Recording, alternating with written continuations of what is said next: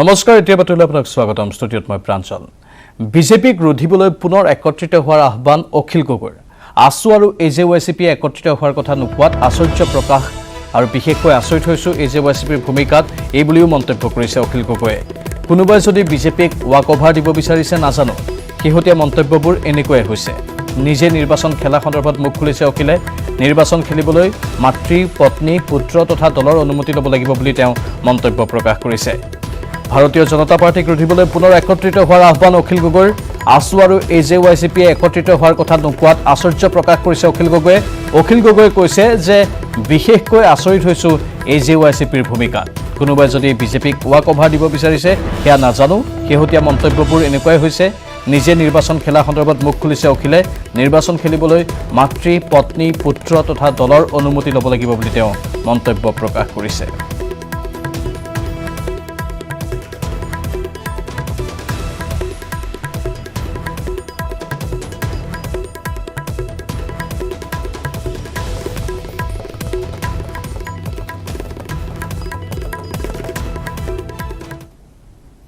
বেলেগ একো নাই কথাটো হ'ল যে যদি সঁচাকৈ একলগ নহয় অসমৰ মানুহবিলাক এইবাৰ কিন্তু একেবাৰে ডাঙৰ ভয়ংকৰ বিপদ হ'ব নতুন ৰাজনৈতিক দলৰ মজিয়াত আলোচনা কৰিব নহয় সেইটো মই ভাবোঁ যে অজুহাতবিলাক সকলোৱে বাদ দি সঁচি এটা আঞ্চলিক ৰাজনৈতিক দল হ'ব লাগে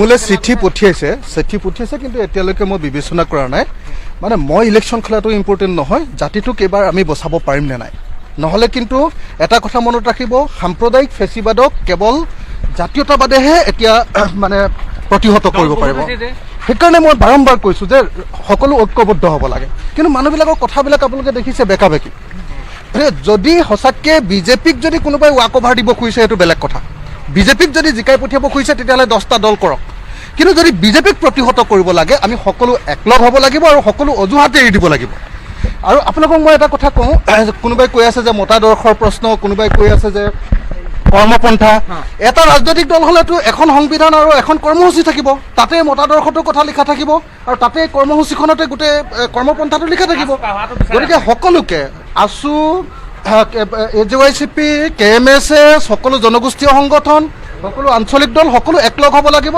আৰু মই আচৰিত হৈছোঁ যে অসম জাতীয়তাবাদী যুৱ ছাত্ৰ পৰিষদে কিয় স্পষ্টকৈ কোৱা নাই যে সকলো একলগ হ'ব লাগে সদৌ অসম ছাত্ৰ সন্থাই কিয় স্পষ্টকৈ কোৱা নাই যে সকলো একলগ হ'ব লাগে মই আশা কৰোঁ যে সকলো একলগ হ'ব আৰু এইবাৰ বিজেপিক প্ৰতিহত কৰিব মানে মই চব মোৰ মাৰ লগত কথা পাতিব লাগিব অনুমতি ল'ব লাগিব মোৰ পত্নী মোৰ ল'ৰা ডাঙৰ হৈছে তেওঁলোকৰ লগত কথা পাতিব লাগিব সংগঠনৰ লগত কথা পাতিব লাগিব সকলোৰে লগত কথা পাতি সিদ্ধান্ত ল'ম কিন্তু এতিয়া ব্যক্তিগত কথা নহয় জাতিক বচোৱাৰ কথা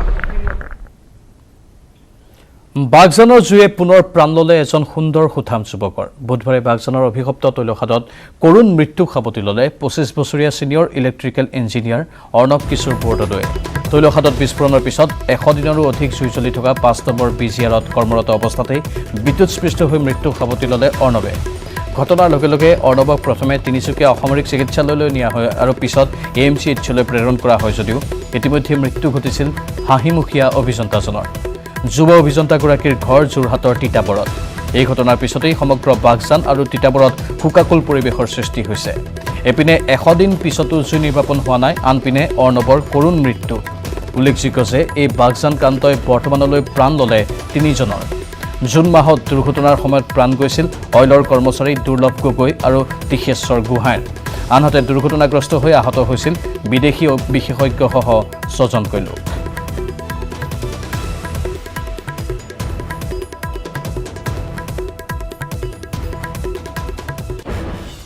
চৰাইদেউ জিলাৰ মাহমৰাত পিষ্টলসহ 2 যুৱক আটক কাকতিবাৰী আৰক্ষী থানাৰ অন্তৰ্গত ট্ৰলিআলি অঞ্চলত চৰাইদেউ আৰক্ষী আৰু অসম ৰাইফলছে আটক কৰে জানমণি বৰা আৰু কামাখ্যা মৰাণ নামৰ 2 যুৱকক ধৃত 2 যুৱকৰ পৰা উদ্ধাৰ কৰা হৈছে এটা .22 পিষ্টল জানমণি বৰাৰ ঘৰ কাকতিবাৰী আৰক্ষী থানাৰ অন্তৰ্গত হাতীবন্ধা গাঁৱত আৰু কামাখ্যা মৰাণৰ ঘৰ তিনিচুকীয়া জিলাৰ পেঙেৰীত ডিব্ৰুগড়ৰ ৰাজগড়ৰ পৰা চৰাইদেউ জিলাৰ মাহমৰাৰ কাকতিবাৰী অভিমুখে ডাম্পাৰত আহিছিল ধৃত 2 যুৱক বৰ্তমান চৰাইদেউ আৰক্ষীয়ে মাৰাথন জেৰা অব্যাহত ৰাখিছে 2 যুৱকৰ ওপৰত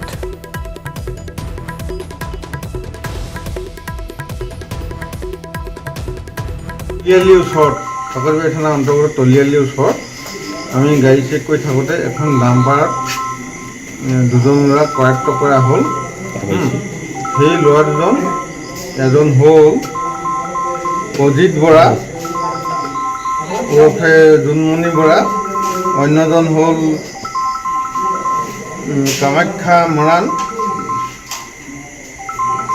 তেওঁলোক দুজনক চেক কৰোঁতে আমি এটা 2.2 ৰাইফল পিষ্টল তেওঁলোকৰ পৰা উদ্ধাৰ কৰা হৈছে, 1 ৰাউণ্ড গুলীসহ। সেই সংক্ৰান্তে কাকৈবাৰী থানাত এটি গোচৰ ৰুজু হৈছে। জোনমণি বৰা যিজন তেওঁ গৈছে 2015 চনত এটা কেছ ৰেজিষ্টাৰ হৈছে ছোৱালী অপহৰণৰ ক্ষেত্ৰত। এইটো আৰ্টিং বুলি কয়, মানুহে বেলেগ এজনে চিনাকি কয় লিপিপুট। বায়ুসেনাত অন্তৰ্ভুক্ত হ'ল অত্যাধুনিক ৰাফেল বিমান। আম্বালাৰ বায়ুসেনাৰ ঘাটিত ৰাফেল অন্তৰ্ভুক্ত হৈছে আৰু এতিয়া আমি পোনপটীয়া সম্প্ৰচাৰো আপোনালোকক দেখুৱাম, কাৰণ অত্যাধুনিক ৰাফেল বিমান অন্তৰ্ভুক্ত হোৱাৰ লগে লগে বায়ুসেনা অধিক শক্তিশালী হৈছে। আম্বালাৰ বায়ুসেনাৰ ঘাটিত ৰাফেল অন্তৰ্ভুক্ত হৈছে, তাৰেই কিছু দৃশ্য বৰ্তমান আপোনালোকক দেখুৱাই আছোঁ।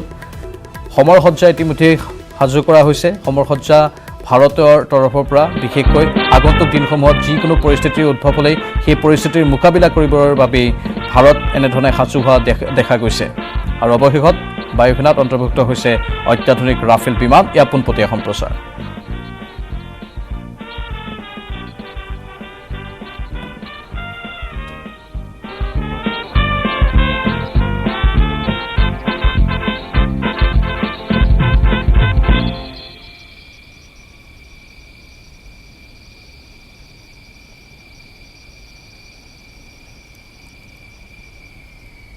तस्वीरें देख रहे हैं जो आज से पहले आपने ये अद्भुत दृश्य नहीं देखा होगा। भारतीय वायुसेना की ताकत एक बिल्कुल दूसरे दौर में प्रवेश करते हुए 4th जनरेशन के बाद का ये आधुनिक तकनीक का विमान। मैं तीनों विमान आपको बेहद करीब से दिखा रहा हूं। ये देखिए कॉकपिट खुलते हुए दोनों प्लेन जो हवा में अभी करतब दिखा रहे थे, जो अद्भुत दृश्य आप हवा में देख रहे थे, उनके पायलट दो पायलट मौजूद हैं रफेल में, लड़ाकू विमान में मौजूद रहते हैं। सीढ़ियां लगाई जा रही है और ये पायलट बाहर निकलेंगे।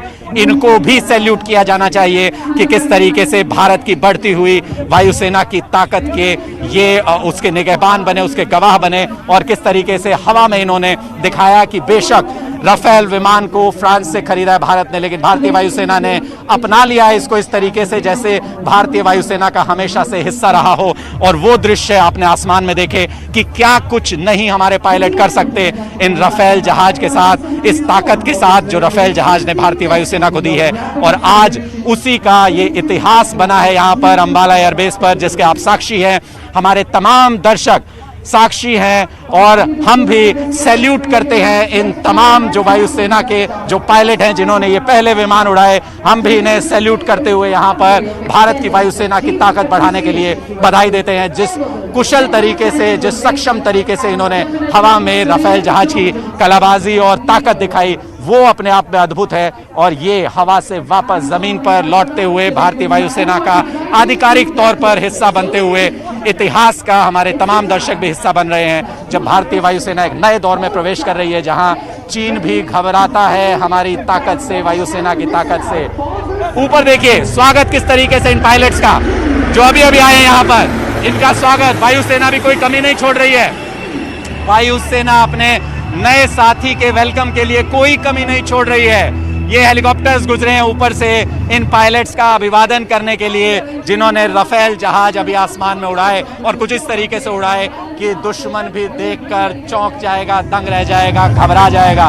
इस फ्लाई पास्ट के जरिए तमाम पायलट्स को सैल्यूट किया गया। मैं अपने कैमरामैन नसीब से कहूंगा कि वो अगर जूम कर सके तो दिखाएं करीब से कि इन पायलट्स को जिन्होंने पहली उड़ान भरी भारतीय वायुसेना में इंडक्ट होने के बाद, राफेल लड़ाकू विमान में पहली उड़ान भरी। और देखिए किस तरीके से चारों सेनानी एक सफल उड़ान भरने के बाद वापस लौटते हुए रक्षा मंत्री भारत के और साथ ही रक्षा मंत्री फ्रांस की गवाह बनी है इस पल की। और हम सब साक्षी हैं इस इतिहास के उस पन्ने की जो आज लिखा गया। भारतीय वायुसेना के इतिहास में ये पल दर्ज हो गया। हमारी ताकत में जो इजाफा हुआ है, दुश्मन देश भी उससे घबराते हैं। और सैल्यूट इन तमाम वायुसेना के पायलट्स को जिन्होंने राफेल जहाज को विदेशी तकनीक को इस तरीके से अपनाया, इस तरीके से कुशल तरीके से उड़ा करके दिखाया कि तमाम जो यहाँ पर दर्शक हैं, चाहे वो विदेशों से आए हों, चाहे वो भारतीय हों, वो दांतों तले उंगली दबा गए, वो देखते रह गए कि क्या हो रहा है आसमान में, हमारी नजरें पकड़ नहीं पा रही हैं। और अब ये सारे पायलट्स जा रहे हैं बेस की तरफ, जहां पर तमाम जो अतिथिगण मौजूद हैं वहां पर जा रहे हैं। देखना ये होगा कि क्या रक्षा मंत्री के पास ये जाएंगे। ये देखिए फिर से इनके स्वागत में राफेल का स्वागत हेलीकॉप्टर्स के जरिए लगातार ये फ्लाई पास जारी है यहाँ पर, और ये प्रदर्शन यहाँ पर लगातार किया जा रहा है। हैंगर में लौट गए हैं चारों बहादुर पायलट जो पहली उड़ान भरी, जिन्होंने भारतीय वायुसेना में इंडक्ट होने के बाद। और जिस तरीके से जो तमाम जो 3 प्लेन आपको यहाँ पर नजर आ रहे हैं, इनमें से एक डिस्प्ले पर रखा गया था एक को, और बाकी 2 जहाज ने हवा में उड़ान भरी। वो करतब आप सब ने देखे, वो ताकत आप सब ने देखी। चारों जाबाज पायलट ये बताते हुए कि भारतीय वायुसेना में जब ये ताकत शामिल हुई है तो हमें इसका इस्तेमाल करना भी अच्छे तरीके से आता है, इस ताकत का प्रदर्शन करते हुए। और ये तमाम जो ग्राउंड स्टाफ है वो जो ग्राउंड पर उतरने के बाद ये जो तमाम जहाज हैं, राफेल जहाज, इनको जो ज़रूरी पैकिंग जहाँ जहाँ पर होती है वो किया जा रहा है ताकि इनको सुरक्षित और साफ सुथरा रखा जा सके। वो जिम्मेदारी ग्राउंड स्टाफ की होती है और आज से ये रूटीन का हिस्सा हो जाएगा।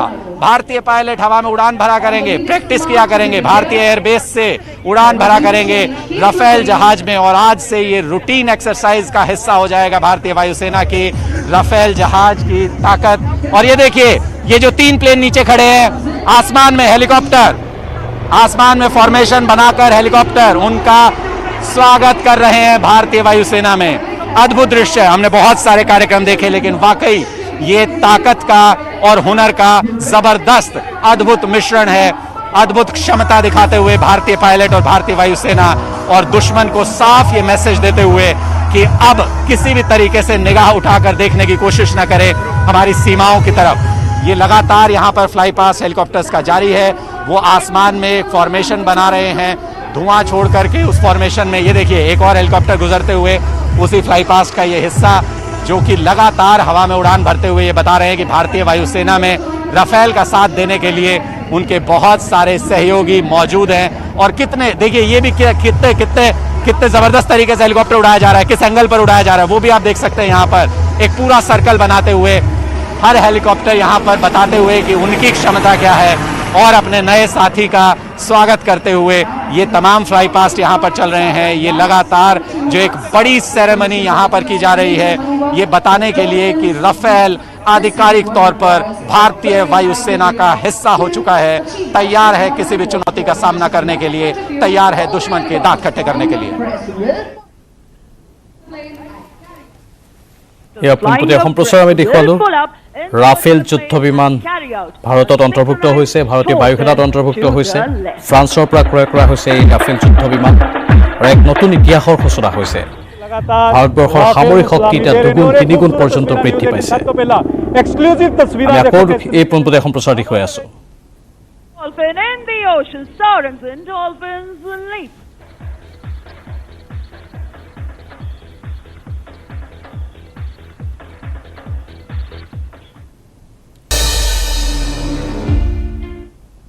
পুনৰ স্বাগতম। কুইন কংগনা ৰাণাৱত আৰু মহাৰাষ্ট্ৰ চৰকাৰৰ সংঘাতক লৈ বৰ্তমান উত্তপ্ত হৈ পৰিছে মায়ানগৰী মুম্বাই। কংগনাৰ ঘৰ ভঙাৰ আবেদনক লৈ বম্বে হাইকোৰ্টত আজি পুনৰ হ'ব শুনানি। বম্বে পৌৰ নিগমক শপতনামা দাখিলৰ নিৰ্দেশ দিছে আদালতে। ইতিমধ্যে 30 ছেপ্টেম্বৰলৈ বাসগৃহ ভঙাত স্থগিতাদেশ জাৰি কৰিছে বম্বে উচ্চ ন্যায়ালয়ে। শিৱসেনাৰ বিৰোধৰ বিপৰীতে কংগনাৰ সমৰ্থনত ওলাই আহিছে কৰ্ণী সেনা, যাক লৈ এতিয়া প্ৰায় উত্তপ্ত হৈ পৰিছে মুম্বাইৰ পৰিৱেশ। ইফালে মুম্বাইত উপস্থিত হৈ মহাৰাষ্ট্ৰৰ মুখ্যমন্ত্ৰী উদ্ধৱ ঠাকৰেক মুকলি প্ৰত্যাহ্বান জনায় কুইন কংগনাই। এই কাৰ্যৰে উদ্ধৱ ঠাকৰে আৰু কৰণ জোহৰ গেঙে নিজৰ চৰিত্ৰ উদঙাই দিয়া বুলি মন্তব্য কৰে কংগনাই। উল্লেখযোগ্য যে ঘৰতে অবৈধভাৱে কাৰ্যালয় খোলাৰ অভিযোগত বুধবাৰে BMCয়ে ভাঙিছিল কংগনাৰ পালিহিলৰ বাসগৃহ। उद्धव ठाकरे, तुझे क्या लगता है कि तूने फिल्म माफिया के साथ मिलके मेरा घर तोड़ के मुझसे बहुत बड़ा बदला लिया है? आज मेरा घर टूटा है, कल तेरा घमंड टूटेगा। ये वक्त का पहिया है, याद रखना, हमेशा एक जैसा नहीं रहता। और मुझे लगता है कि तुमने मुझ पर बहुत बड़ा एहसान किया है, क्योंकि मुझे पता तो था कि कश्मीरी पंडितों पे क्या बीती होगी। आज मैंने महसूस किया है, और आज मैं इस देश को वचन देती हूँ कि मैं सिर्फ अयोध्या पे ही नहीं, कश्मीर पे भी एक फिल्म बनाऊंगी। আৰু বহুকেইটা গুৰুত্বপূৰ্ণ খবৰ আছে, জনাম বাণিজ্যিক বিৰতিৰ পাছত।